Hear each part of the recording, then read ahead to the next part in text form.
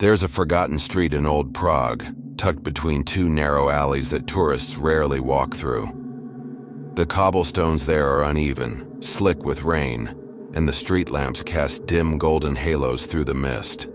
Locals call it Havel Lane, though it's not marked on any modern map. At the very end of that lane, hidden behind a rusted iron gate, stands a small shop with peeling green paint and clouded glass windows. Faded gold letters still cling to the front window, barely legible through decades of dust and grime. Lenka's dolls, handcrafted since 1893. For most, it's nothing but a relic, a forgotten curiosity from another time. But if you stand close enough to the window, some say you'll feel a faint vibration from the glass, as if something inside is breathing. When Lenka Marek, a 34-year-old art teacher, inherited the property after her grandfather's death, she didn't think much of it. It was just an old family shop, long closed and unprofitable. But she'd recently gone through a divorce, lost her job, and was desperate for direction. Restoring the doll shop felt like a small way to rebuild her life. Her grandfather, Joseph Marek, had been a famous doll maker in his time, known for his precision, his lifelike designs, and his unnerving attention to human emotion. Some said his dolls could smile like real people. Others whispered that Joseph's dolls were too perfect, that he used real human hair, even fragments of bone powder, to give them life. Lenka dismissed those stories as old Czech superstition. She arrived at the shop on a foggy morning in November, key trembling in hand, and stepped inside for the first time in 20 years. The air was stale. Her flashlight beam drifted over shelves lined with broken doll limbs, headless torsos, and cracked porcelain faces. The smell of dust and varnish filled the room, and beneath it, a faint metallic scent that reminded her of rust or blood. She found a light switch. The old bulbs flickered, humming softly, bathing everything in a pale yellow glow. On the far wall was a large display window that faced the street, the same one her grandfather had used to showcase his prized dolls. There were 7 of them still sitting there, stiff, glassy-eyed, and strangely intact. Their heads were tilted toward the door, as if waiting for her to arrive. Lenka spent weeks restoring the dolls and cleaning the shop. During the day, sunlight through the grimy window made everything look harmless, almost charming. She scrubbed the floors, painted the walls, and repaired the wooden shelves. She even found old newspaper clippings praising Joseph's craft, calling him the Prague Dollmaker. But every night after sunset, the air inside changed. The shadows deepened faster than they should. The floor creaked as if someone were walking slowly behind her. And that display window, that giant pane of glass facing the street, seemed to hum softly, like it held static electricity. The first night she slept upstairs, she woke to a faint tapping sound. It came from below. Tap, tap, tap. At first, she thought it was rain against the window, but when she looked outside, the streets were dry. The sound continued, rhythmic and deliberate, as if someone were gently knocking with porcelain fingers. She went downstairs and turned on the lights. The dolls were all turned away from the street, facing into the room. She froze. She could have sworn she left them facing outward when she locked up. The next morning, she bought a cheap security camera and set it up facing the display window. She wanted to prove to herself that nothing strange was happening, that it was just her imagination. That night, she watched the live feed on her laptop upstairs. For hours, nothing moved. Midnight came and went. 1 a.m. Nothing. 2 a.m. Stillness. But at 3:07 a.m., every night without fail, something happened. The dolls didn't move. but their shadows did. On the video feed, the shapes behind them stretched unnaturally long, bending across the walls as if something larger and unseen was standing over them. Then, for 11 seconds, a tall, thin figure appeared reflected in the glass, facing inward, standing behind the dolls. The outline was faint, but unmistakable. When Lenka paused the frame and brightened the image, her stomach turned cold. The figure had the same sharp cheekbones, the same narrow eyes, and the same faint smile as her grandfather. The next morning, there was an 8th doll in the window. She hadn't placed it there. It was slightly taller than the others, wearing a faded blue dress with eyes painted a dull, cloudy gray blue. Lenka gasped when she saw its face. It was the face of her grandmother, long dead. She called her mother in a panic. Her mother went silent on the other end of the line, then whispered, "He made that doll the night she died. Lock the shop, Lenka. Don't touch it." But Lenka didn't listen. She was too curious, too drawn to the mystery. That evening, she stayed late again, determined to understand what was happening.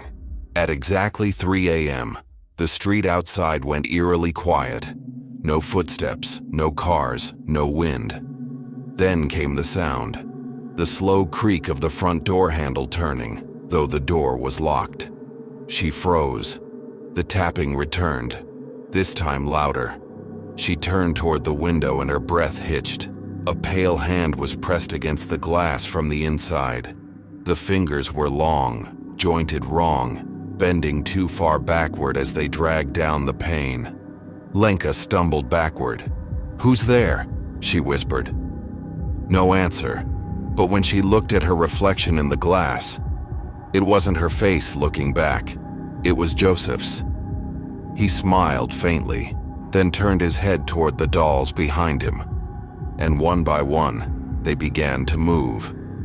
Their heads rotated toward Lenka, porcelain creaking softly, eyes glinting under the amber light. Then, slowly, they smiled. When neighbors opened their shops the next morning, they noticed Lenka's window looked different. The dolls were gone. The shop lights flickered weakly. A police report was filed later that week. The door had been locked from the inside. Lenka's coat was found draped over a chair, her keys still in her bag. But she was gone. Days later, a passerby swore they saw a new doll sitting in the window, taller than the rest, with long brown hair and gray-blue eyes. It wore a small gold pendant that said LM on it. And just like Joseph used to, the new shopkeeper turns the dolls around every night at closing, so they face the wall. Because if you walk past the Dollmaker's window after midnight and you catch your reflection in the glass, you might see your own face among them, smiling faintly, waiting to be carved.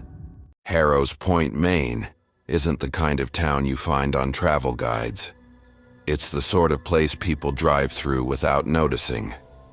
A handful of weather-beaten houses, a fog-choked harbor, and a single road that seems to lead nowhere. The sea there is colder than it should be, and the gulls rarely cry after sunset. Locals say the ocean keeps secrets. Some of them wash up when the tide is high, and some never come back at all. In the summer of 1982, after one of the worst storms the coast had seen in decades, the tide carried something strange to shore. A fisherman named Owen Parker spotted it first, a large wooden chest wedged between the rocks, half buried in seaweed and foam. He thought it was a treasure chest at first, or maybe a trunk from one of the old wrecks rumored to have sunk along the coast. It took him nearly an hour to haul it back to his truck and drive it home. His wife, Ruth, met him at the door with crossed arms. "You dragged that filthy thing in here?" she said, wrinkling her nose. "It smells like death." But Owen grinned, proud of his find. "Probably just an old keepsake box," he said, prying the lid open with a crowbar. Inside, everything was soaked. Yellowed lace, a few tattered dresses, a rusted locket, and something wrapped carefully in oilcloth. When he unwrapped it, both of them fell silent. It was a doll, about 2 feet tall, porcelain-faced, perfectly preserved despite being waterlogged. Her eyes were glassy blue, clear as ice. Her lips painted a soft rose. She wore a small sailor dress with blue embroidery along the hem, anchors, ropes, and a name stitched on the collar in looping thread. Clara. Ruth shivered. "Throw it out," she said immediately. "Please, Owen, that thing's not right." But Owen only chuckled. "It's just a doll. Probably worth something too, maybe antique." He cleaned the salt from its face, combed the wet hair, and left it by the fireplace to dry. Their daughter, Emily, was fascinated by it. She was 6, quiet, curious, and always lonely in their isolated home by the cliffs.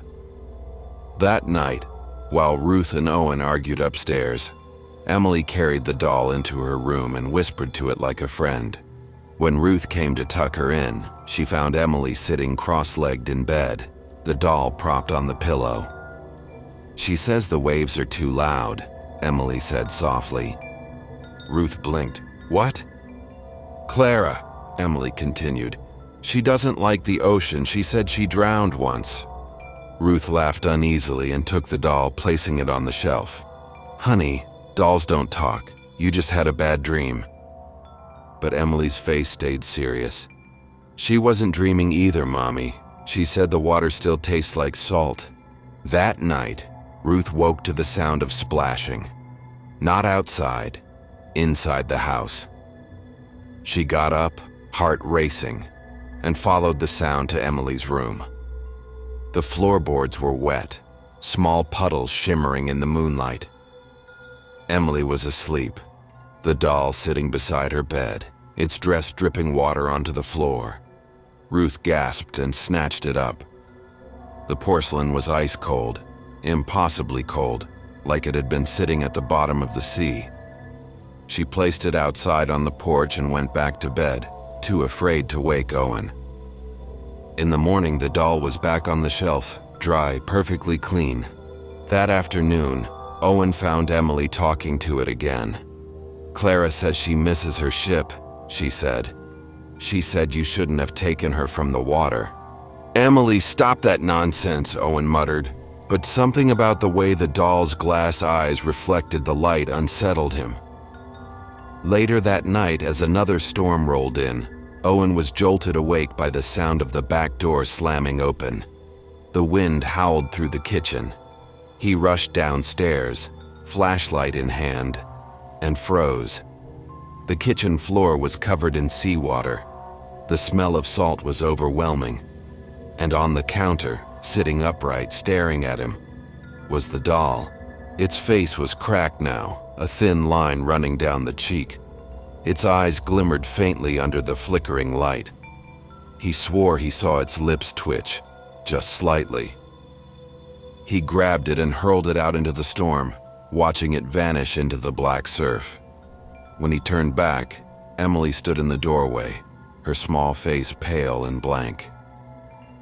"You made her angry," she whispered. The power went out moments later. At dawn, the sea was calm again. The air smelled clean. Owen and Ruth felt foolish for letting their fears get the best of them. They agreed to never speak of it again. But 3 days later, a package arrived at the post office, addressed to Emily Parker. No sender. Inside was the doll, clean, dry, and perfectly intact. Its crack was gone. Its dress had been replaced with new white lace, and tied to its wrist was a small seashell, glistening like it had just been pulled from the ocean. The note tucked beneath it said, "Thank you for bringing me home." Owen burned the doll that night in their fireplace, or at least he thought he did. The next morning, the ashes were cold, but there, sitting on top, was the doll's porcelain face, unscathed, smiling. That evening, Ruth woke up to the sound of humming, a soft, childlike melody. It was Emily's voice, she thought, until she saw her daughter sleeping soundly beside her. The sound was coming from downstairs. She crept toward the living room. The song grew louder, echoing strangely in the walls. Then she saw it. The doll was sitting upright on the windowsill, its eyes glowing faintly blue in the dark. Water was pooling around it, spreading across the floor, dripping from its fingers. Its mouth was open now, impossibly wide, and the faint hum of ocean waves filled the room. Ruth screamed. The next morning, the house was empty. No sign of the family. Only the faint sound of water dripping from the ceiling and a trail of small, wet footprints leading to the cliffs behind the property. Years later, when new owners moved in, they found the doll in the attic, wrapped carefully in a piece of burlap. On its porcelain chest, the name Clara was still etched in blue thread. And when the sea winds blew hard, the house creaked with the faint rhythm of waves, like the ocean itself was still calling her home. They say if you walk the Harrows Point cliffs at low tide, you can sometimes see her. A pale figure standing knee-deep in the surf, cradling a doll to her chest. And if you call out to her, she'll turn to you with glass blue eyes, smiling that same cold, perfect smile. There's a narrow road winding through the Appalachian foothills of West Virginia where the fog never seems to lift. It's the kind of fog that clings to your headlights and makes the forest look alive, like something breathing between the trees. Locals call that place Crow's Hollow, though it's not on any official map. Truckers avoid it. Travelers pass it without stopping, and the few people who still live nearby swear that the road is cursed. They'll tell you the same warning, whispered in that same tired Appalachian drawl. Don't stop for the dolls. Back in the late 1800s, before the new highway was built, Crow's Hollow was a small mining settlement tucked deep in the valley. The people who lived there were hardworking and poor, surviving off the coal seams that ran beneath the earth.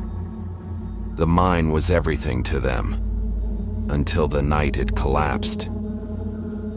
Dozens of men were buried alive under the mountain, including the husband and 2 sons of a woman named Agnes Crowley. Agnes had been the town's only doll maker. Before the collapse, children loved her creations. Small, hand-carved wooden dolls painted with bright eyes and rosy cheeks. But after the accident, something in her changed. She stopped coming to town. The curtains of her cabin stayed shut. The light from her window never went out. Weeks later, smoke began rising from her chimney again. People thought maybe she was finally moving on, until she came down to the general store one morning with 3 dolls cradled in her arms. Each one was carved differently than her earlier work. The wood was darker, more polished, the features sharper and eerily human. Their eyes were not painted anymore. They were glass, mismatched and cloudy, and each doll had a small tag around its neck with a name burned into it. Thomas, Elias, and William, her husband and sons. The townsfolk said she'd gone mad with grief. They pitied her but kept their distance. The children whispered that the dolls moved at night, that they heard knocking from inside Agnes's cabin long after midnight. Some said the dolls' faces changed slightly each week, becoming more lifelike, as though the wood itself was remembering the people it had replaced.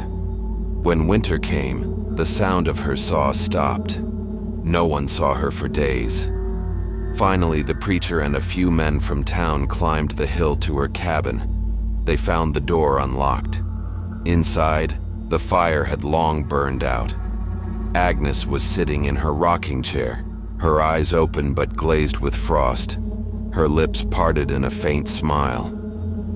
The 3 dolls sat neatly on her lap, one on each knee, one cradled to her chest, all of them facing the door. The preacher ordered the cabin boarded up, saying it wasn't right to disturb the dead. The village emptied soon after, once the mine shut down for good. Nature reclaimed the place, and eventually, a new highway was laid right through the valley. A century later, when construction crews started digging foundations for the road, they uncovered part of the old Crowley cabin, and inside, buried in the dirt beneath the floorboards, were fragments of wooden dolls. The workers thought they were just toys.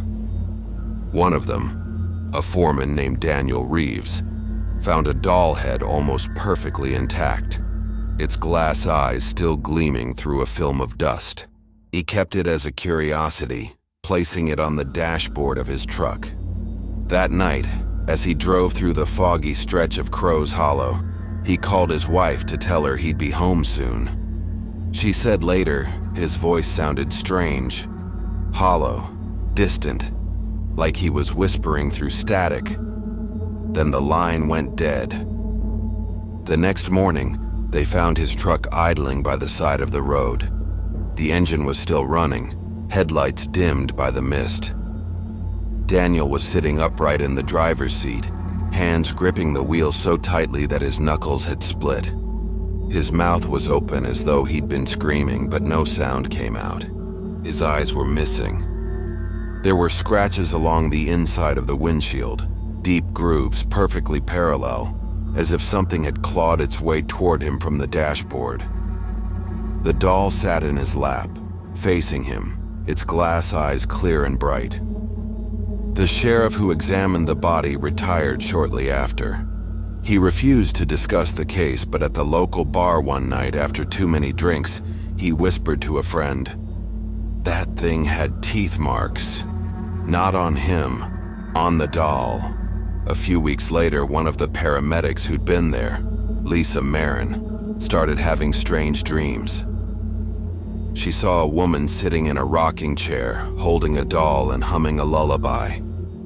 In the dream, the doll's head would turn toward her and whisper, "You looked too long." At first, she thought it was stress. But then small things began to happen around her home. Wooden tapping sounds at night. The faint creak of a chair that wasn't there. Once, she found muddy footprints leading from her front door to her bedroom. Small, like a child's, though she lived alone. A week later, she came home from a late shift and found a doll sitting on her kitchen table. Same size, same face, same hollow eyes. It had Daniel Reeves's badge pinned to its chest. She burned it in her fireplace, but the next morning, it was sitting on her porch untouched by soot, staring straight into the house. She called the sheriff sobbing, begging him to take it away. When he arrived, the door was open, and the rocking sound echoed from inside. He found her sitting in a chair she'd never owned, her eyes open, body stiff and cold. The doll was balanced neatly on her knees, both of its hands wrapped around a strand of her hair. The sheriff left the force that day. He said he saw something in her reflection as he was leaving, a woman's shadow sitting just behind the doll, stroking its head slowly. Now the road through Crow's Hollow runs right past where Agnes's cabin once stood. People say if you drive through that valley after midnight, your radio starts picking up faint humming, an old lullaby that cuts through the static. And sometimes, just for a second, you'll see a light flicker between the trees. Not a lantern, not a headlight, but a glow like a fire burning deep in a cabin window. If you stop and look too long, you might notice a rocking chair swaying in the dark, and on the seat, a doll with glass eyes that glint like candlelight. But if you blink, it's gone. And sometimes when you glance at your backseat mirror, you'll see it again, sitting just behind you, smiling that same faint wooden smile Agnes Crowley carved more than a century ago. If you made it this far, thank you for spending your night with us. If these stories gave you chills, there's plenty more waiting. Don't forget to subscribe to Night Fear Stories.